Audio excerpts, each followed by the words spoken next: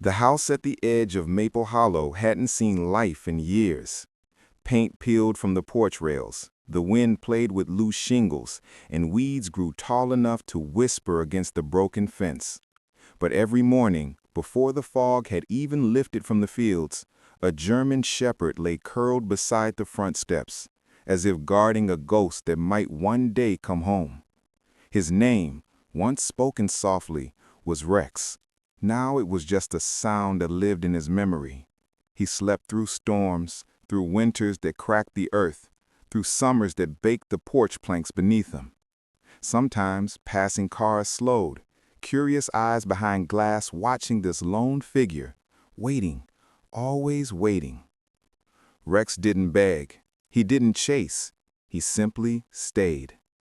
Neighbors tried coaxing him away with food and kindness, but he would only take what he needed, then return to his post by the old porch, nose resting on his paws, eyes drifting to the empty driveway like it might fill any moment with the sound of tires on gravel. At night, when the wind turned colder, he'd press closer to the step where his owner once sat.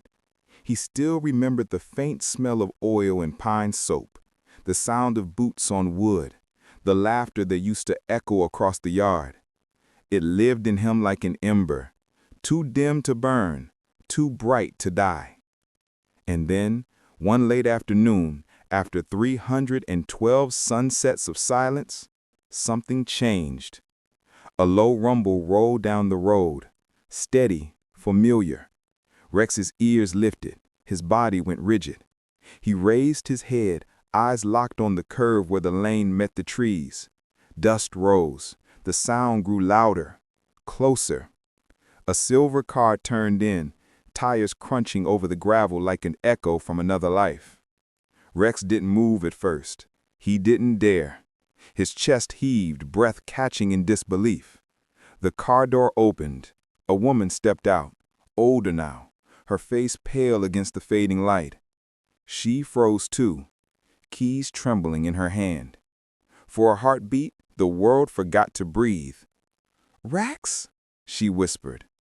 The sound hit him like thunder. Soft, broken thunder that cracked open something buried deep inside him. His tail twitched once, then again, and suddenly he was running, stumbling, crying out in a hoarse, choked bark that didn't sound like joy or sorrow, but both at once. She dropped to her knees on the gravel, arms open, tears cutting lines through the dust on her cheeks. When he reached her, he pressed his head against her chest, trembling like he used to as a pup during storms. She held him tighter than she ever had before. The porch behind them was still cracked and silent, but for the first time in years, it was no longer empty. The car had finally come home. For months, Rex lived between memory and silence. The porch became his world. 4 cracked boards beneath him, the echo of footsteps that no longer came, and the wind whispering through the empty fields like the voice of someone who had forgotten him. At dawn, mist rolled over the meadow, and he would lift his head, scanning the horizon for movement. Sometimes a shape appeared, a mail truck, a cyclist, a child chasing a ball, but never her. Each evening he returned to the same corner, where the wood still smelled faintly of her perfume. He didn't understand where she had gone, only that she hadn't said goodbye. The nights were the hardest. Coyotes howled in the distance. Thunder grumbled across the hills, and the cold crept into his bones. Yet he refused to leave. It wasn't loyalty. It was love hardened into ritual. Then one morning, hunger drove him into the nearby fields. His ribs pressed against his skin, his paws cracked from frost. He found a pond, drank muddy water, then limped back to the porch before dusk, always before dusk, afraid he might miss her return. When Anna's car finally pulled into the drive that autumn evening, the world seemed to hold its breath. Rex rose unsteadily, tail low, ears flicking. The air shimmered between disbelief and recognition. The moment her voice broke the silence, "Rex," something inside him burst free. His bark came out broken, desperate, raw. The reunion was not graceful. He collapsed against her legs, trembling, weak from waiting too long. Anna fell to her knees, sobbing into his fur, whispering apologies the wind carried away. She didn't know what hurt worse, the years she'd lost or the devotion that had survived them. But as she lifted his face, their eyes met and both knew the story wasn't over. It was only beginning again. The first night home was quiet, except for the sound of rain on the roof. Rex lay near the fireplace, body curled but eyes open, as if afraid that sleep might take this peace away. Anna watched him from the couch, every flicker of light tracing the new scars across his muzzle. He had grown older, slower. His fur was patchy, his paws rough. But when he looked at her, truly looked, the years between them seemed to vanish. She reached out, hesitating before touching his back. He flinched at first, then leaned into her hand. Over the next days, she rebuilt his world one small kindness at a time. Warm food, a clean blanket, soft words. Still, ghosts lingered in the corners. The slam of a cupboard made him shrink away. The ring of a phone sent him pacing. Anna understood. Trauma doesn't vanish. It softens slowly, like thawing ice. One afternoon, she took him to the vet, Dr. Patel, a man with kind eyes and a quiet voice. He examined Rex carefully, his brow furrowing. "He's been through a lot," he murmured. "Malnourished, likely injured before, but he's a fighter." Anna smiled faintly. "So am I." When they left, the sky was painted in late winter gold. Rex walked beside her, without a leash, his steps uncertain but brave. At the car door, he hesitated, then leaped inside on his own. Anna froze, stunned. A tiny miracle wrapped in a simple motion. Healing, she realized, begins not with grand gestures, but in the moments when fear gives way to trust. And somewhere between the sound of rain and the hum of the engine, Rex closed his eyes and slept without trembling for the first time in years. By mid-autumn, Rex had grown stronger. His coat thickened, his body filled out, but his fears still lingered like ghosts under his skin. A slammed door, a thunderclap, even raised laughter could send him darting beneath the table, eyes wide and distant. Anna learned his language, every twitch, every shiver. She never raised her voice. Instead, she waited. She'd sit nearby, reading softly or humming old lullabies. It was patience, not pity, that began to bridge the distance between them. Then came the storm. The sky turned bruise purple. Rain pounded the roof. Thunder rolled like a warning. When lightning split the dark, Rex vanished. Anna searched every room, panic rising. Finally, she found him, wedged behind the washing machine, trembling, panting, eyes wild with terror. "Rex," she whispered, kneeling. "It's okay. I'm here." He didn't move. Desperate, she called Dr. Patel. "He's terrified," she said breathlessly. "He won't come out." "Don't force him," came the calm reply. "Sit near him.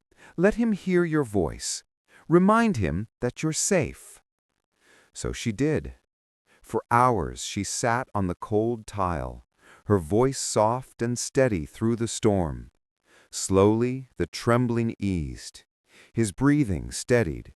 When she finally reached out, he leaned his head into her lap, eyes still wet, but trusting again. That night, when the storm passed, Rex climbed onto the couch uninvited. He rested his chin on her leg, a small gesture, but to Anna it felt like forgiveness. Healing had found its rhythm. Fear, trust, repeat. And in that fragile cycle, love quietly rewrote itself. Winter arrived with a cruel edge. Frost glazed the windows, and the world slowed to a whisper. One morning, Rex refused his food. By afternoon, he could barely stand. Anna's heart clenched. She wrapped him in a blanket and rushed to the clinic. The drive felt endless. Every breath he took was a countdown. Dr. Patel examined him, frowning deeply. "He's weak," he said softly. "His body's been through too much. We'll need to keep him overnight." The word overnight hit like a stone. She remembered the shelter, the cold cages, his fear of being left behind. "Please," she whispered, "just save him." That night, Anna sat in her car outside the clinic as rain streaked the windshield. Through the glass she saw him lying still on the table, an IV in his leg. She pressed her hand to the window, voice breaking. "Don't give up on me now." Hours crawled by. Near dawn, Dr. Patel emerged, tired but smiling. "He's fighting. If he makes it through tonight, he'll recover." Anna collapsed against the steering wheel, tears spilling freely. When Rex finally came home, thinner, slower, but alive, she carried him in her arms. He lifted his head weakly, meeting her eyes. This time she didn't see fear. She saw trust, deep, wordless, eternal. The night that nearly broke them had bound them forever. Spring came softly, like forgiveness. The cottage filled with light again. The smell of earth, the hum of bees, the music of life returning. Rex no longer flinched at thunder. He followed Anna into town, greeting neighbors with quiet confidence. His gait was easy now, his eyes bright again. In the evenings, Anna sat on the porch steps, watching him chase the last light of the sun across the yard.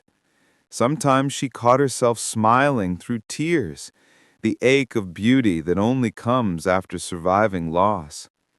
When he returned to her side, panting softly, she cupped his face and whispered, "We did it, didn't we?" Rex leaned into her touch, tail swaying gently. The world hummed around them, crickets, distant laughter, the faint echo of wind chimes. But for that moment, everything stood still.